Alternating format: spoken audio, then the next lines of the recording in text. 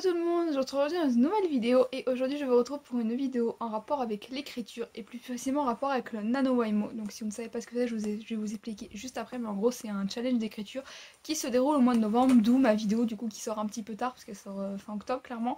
Au niveau des vidéos sur ma chaîne YouTube pour le mois de novembre, je pense qu'il va y avoir beaucoup, ouais, pas mal de vidéos en rapport avec l'écriture, peut-être pas toutes, mais il va y en avoir pas mal puisque bah, c'est le mois du NaNoWriMo. Si vous me connaissez, vous savez que je participe presque tous les ans et que cette année encore une fois je participe avec un nouveau projet, mais je vous expliquerai tout ça dans les vlogs que je vous ferai. Donc il y aura du coup cette vidéo aussi que je suis en train de filmer, une vidéo qui sortira soit la semaine prochaine soit la semaine d'après, je sais pas trop, qui est un tag en rapport avec l'écriture, je ne vous en dis pas plus. Et puis bah, après je ferai des vlogs comme j'ai fait en avril, en juillet et en novembre de l'année dernière. Donc voilà, donc c'est pour ça que je vous dis que ce mois-ci ce sera un mois plutôt porté sur l'écriture parce que le mois de novembre c'est un mois pour les personnes qui écrivent qui est assez symbolique on va dire. Vous aimez pas trop l'écriture, bah, je suis désolée, vous aurez peut-être des vidéos qui vous correspondront plus ou qui vous plairont plus au mois de décembre et dans les mois à suivre. Du coup la vidéo d'aujourd'hui ça va être des conseils, comment se préparer au NaNoWriMo. Donc comme je vous l'ai dit, je vous la filme peut-être un petit peu tard parce que c'est vrai qu'on est clairement le 31 octobre et que enfin à l'heure où vous voyez cette vidéo, moi je la filme avant mais à l'heure où vous filmez cette vidéo on est le 31 octobre.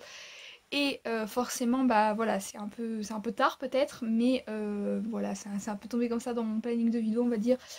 Donc voilà, j'espère quand même que ça pourra vous servir. Mais je tiens à préciser que comme à chaque fois, les conseils viennent de moi, de mon expérience, de ce que moi je ressens, comment je ressens les choses, etc. Donc peut-être qu'ils ne correspondront pas tous à vous.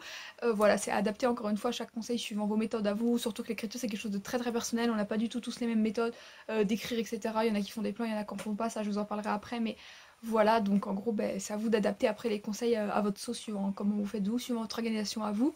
C'est une vidéo qui va être décomposée en deux catégories. Donc la première catégorie, ça va être des conseils plus centrés par rapport à votre histoire, comment préparer votre histoire, etc. etc. Et la deuxième, ça va être qui va être plus grosse, je pense, ça va être comment vous préparez vous-même au NaNoWriMo. Donc j'arrête de blablater parce que je vois que l'intro est déjà assez longue et je vous laisse avec la suite. Pour la préparation de l'histoire, comme je vous l'ai dit, j'ai moins de conseils à vous donner que pour la préparation de soi-même, enfin entre guillemets de nous, quoi, comment nous préparer nous.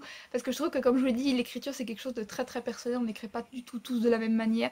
Et du coup, ben, la préparation de l'histoire va varier suivant les personnes. Il y en a qui ont besoin d'énormément préparer, d'autres qui vont juste préparer un tout petit peu, d'autres qui vont pas préparer du tout, qui vont se lancer comme ça dans le nano. Donc voilà, ça dépend vraiment bah, de chacun, encore une fois. Le NaNoWriMo, j'ai pas rappelé du coup, enfin j'ai juste dit que c'est un challenge d'écriture, mais si vous ne savez toujours pas ce que c'est, enfin si vous ne savez pas ce que c'est un challenge qui se déroule au mois de novembre et qui a pour objectif, enfin normalement le nano de base, d'écrire 50 000 mots dans le mois, mais après vous pouvez tout à fait adapter l'objectif selon votre cas. Je pense que la préparation de votre histoire, ça va beaucoup dépendre de si vous êtes architecte ou si vous êtes jardinier. Alors là, je pense qu'il y en a qui vont me dire qu'est-ce que ça veut dire. Dans le jargon de l'écriture, les architectes, c'est plutôt les personnes qui adorent planifier, qui font des plans, qui font des fiches personnages, qui, voilà, qui aiment bien savoir comment se déroule leur histoire, comment va se finir, ce qui se passe dans les chapitres, etc.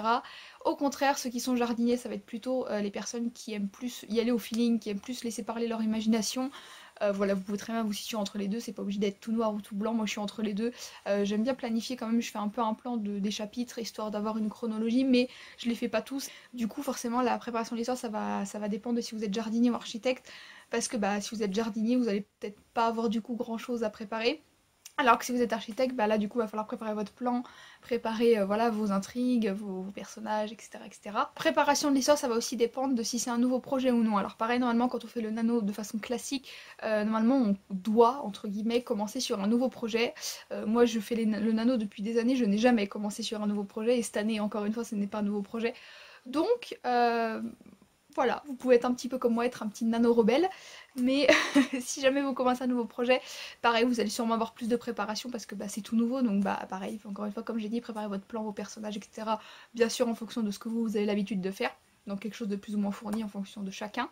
Et par contre, si c'est un projet qui est déjà commencé, bah, je pense que vous allez avoir moins de choses du coup à préparer parce que vous êtes déjà dans votre histoire, etc. Donc voilà, ça dépend de plusieurs choses, mais du coup j'ai pas vraiment de conseils précis à vous donner pour cette partie-là. Peut-être aussi s'il y a un conseil du coup que je peux vous donner, si vous êtes plutôt architecte ou du moins que vous aimez une préparation assez élaborée et assez dense on va dire, bah, prenez-y vous à l'avance. Donc voilà, je vous dis ça le 31 octobre donc c'est un peu tard, mais je pense que c'est assez logique de s'y prendre, enfin plus vous estimez avoir de travail à faire sur votre histoire, plus logiquement il faut s'y prendre à l'avance pour être sûr de bien être prêt au prenant. Du coup on va passer à la deuxième catégorie de cette vidéo qui va être la catégorie pour se préparer soi-même. Alors qu'est-ce que j'entends par là? Ça va être plutôt des conseils au niveau de comment vous motiver, comment tenir sur la longueur, etc. Donc voilà, ça va être plutôt là, plus vraiment par rapport à votre histoire, à votre intrigue, mais par rapport à vous et à votre mental, on va dire. Premier conseil qui est quand même, je pense, un conseil assez primordial dans le NaNoWriMo, ça va concerner l'objectif qu'on se fixe. Comme je vous l'ai dit, normalement le nano de base c'est 50 000 mots, mais vous pouvez tout à fait l'adapter. Moi ce mois-ci je fais pas 50 000 mots, j'en fais 25 000. Vu de mon rythme d'écriture, je sais très bien que les 50 000 en un mois je le tiendrai jamais, même si je me motive, même si je fais tout ce que je veux. Trouver un objectif réalisable, que vous savez que vous pouvez l'atteindre, mais quelque chose qui vous challenge quand même un peu, qui n'est pas non plus trop facile à atteindre, que voilà. Ce que je vous conseille moi c'est de voir à peu près le nombre de mots que vous écrivez par jour, et de viser un petit peu au-dessus, mais pas trop non plus, je sais pas, peut-être 200, 300 mots en plus, quelque chose comme ça. Par exemple, moi je sais que j'écris en moyenne, alors c'est vraiment une moyenne, parce que moi mes sessions d'écriture varient énormément, mais en moyenne j'écris entre 500 et 700 mots par jour, plutôt autour de 500 en général quand même, on va pas se mentir. Mais du coup là je me suis fixée d'écrire 25 000 mots dans mon mois parce que ça me fait écrire 833 mots par jour. Donc voilà, je trouvais que c'est un objectif pour moi qui est réalisable. Je pense que je suis capable de le faire parce que le mois d'année j'en ai écrit 30 000, donc voilà. Mais c'est pas non plus un objectif trop facile à atteindre parce que 833 mots par jour c'est pas ce que j'ai l'habitude de faire, donc il faut quand même que je me pousse un peu. Mais je sais que je peux l'atteindre. Voilà, essayez de trouver une limite parce que si vous mettez un truc trop facile, c'est bien, vous êtes sûr quasiment de l'atteindre. Mais du coup, il n'y a pas l'intérêt du challenge, je trouve. Après, c'est à vous de voir encore une fois. Et si vous mettez un objectif trop haut, ça va juste vous démotiver et c'est pas du tout le but. D'autres conseils que je peux vous donner, c'est peut-être de vous prévoir un planning. Ou du moins, pas forcément un planning vraiment hyper strict si vous n'êtes pas du tout organisé ou voilà. Mais de vous prévoir du moins un créneau d'écriture et de vous faire un petit emploi du temps en fonction de vos occupations. Si vous avez une famille, si vous avez des enfants, si vous travaillez, vous avez vos études, etc. Ou d'autres choses, d'autres passions, etc. Bref, peu importe ce que vous avez dans votre vie. Mais voilà, de vous trouver des créneaux d'écriture parce que on arrive vite à la fin de la journée sans avoir écrit et pendant le nano, louper un jour d'écriture, ça, je trouve que ça nous retarde quand même pas mal, surtout si vous faites les 50 000 mots. Alors ça va être plutôt pendant le nano en lui-même ou pendant vos séances d'écriture en général, parce que ces conseils-là peuvent tout à fait s'appliquer à vos séances hors nano, mais là du coup c'est plus centré sur le nano. Ça va être de vous détacher de toutes les distractions, enfin un maximum des distractions qui peuvent vous distraire et du coup vous empêcher d'écrire. Donc vous pouvez par exemple mettre votre téléphone, si vous n'écrivez pas sur votre téléphone ou que vous n'en avez pas besoin, le mettre plus loin, pour éviter de regarder vos messages toutes les 25 secondes et de ne pas écrire, hein, je parle d'expérience clairement. Vous pouvez couper internet si jamais vous n'en avez pas besoin. Vous pouvez écouter de la musique si ça peut vous aider à vous concentrer. Moi je sais que ça m'aide pas mal. Peut-être vous mettre dans une pièce à part, dans le calme, etc. si c'est ce dont vous avez besoin. Voilà, c'est à vous de voir.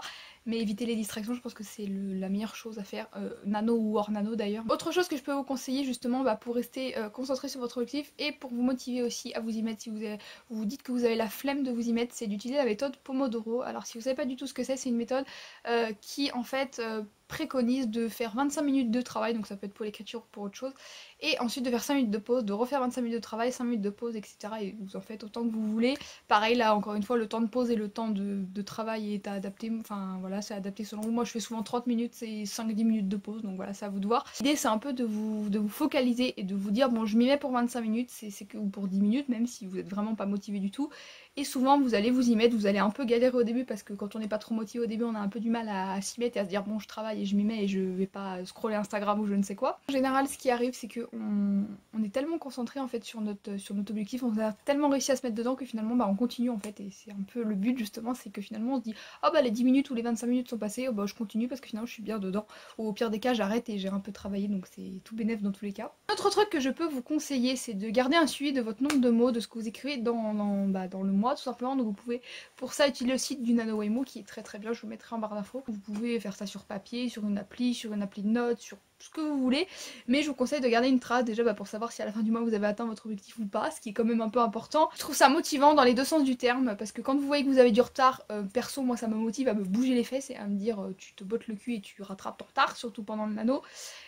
Et quand vous voyez que vous avez de l'avance ou que vous êtes bien, ça vous motive, enfin moi en tout cas ça me motive à écrire encore plus parce que je me dis t'as de l'avance, donc tu vas continuer d'en prendre, comme ça t'es nickel dans ton objectif, t'es bien et voilà. Quelque chose aussi moi perso que je trouve important et qui me motive énormément, c'est de s'entourer de la communauté. Il y a énormément de personnes de plus en plus sur les réseaux sociaux qui parlent du NaNoWriMo, qui font des vidéos sur le NaNoWriMo. Bon, il n'y a pas que moi, loin de là. Il y a beaucoup de youtubeurs, de youtubeuses qui font des vidéos là-dessus, qui font des vlogs pendant le nano, comme moi je vais en faire et comme j'en ai fait déjà avant. Je trouve ça hyper motivant de voir ça. Moi je fais partie d'un groupe Facebook et d'un Discord qui s'appelle Les Tipoteurs. Un groupe qui a été créé par une youtubeuse qui s'appelle Christelle Le Bailly, qui est communauté est juste trop bien. Enfin, cette communauté elle est juste trop bien.